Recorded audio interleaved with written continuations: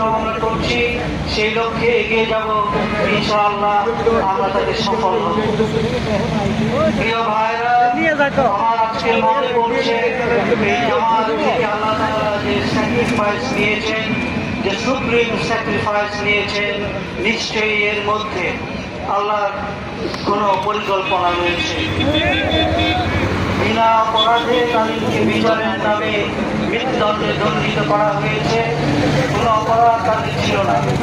এই যে আল্লাহর আন্দোলনের জন্য, আল্লাহ দিনের আন্দোলনের কাজে তারা তাদের জীবনকে ফিরিয়ে দিয়েছে।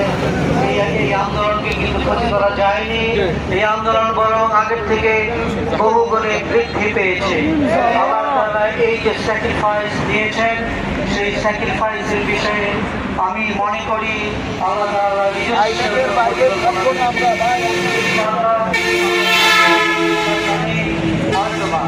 সেই পরিকল্পনা দেখতে পাবো এবং তারই পদধ্বনি আমরা শুনতে পাচ্ছি। ইতিমধ্যে আমরা পাঁচটি বিশ্ববিদ্যালয়ে দেখেছি ইসলামী ছাত্র শিবিরকে, যারা বিগত 15-16 বছরে নিজেদের নামাজ পর্যন্ত আদায় করতে পারেনি নিজেদের ঘরে।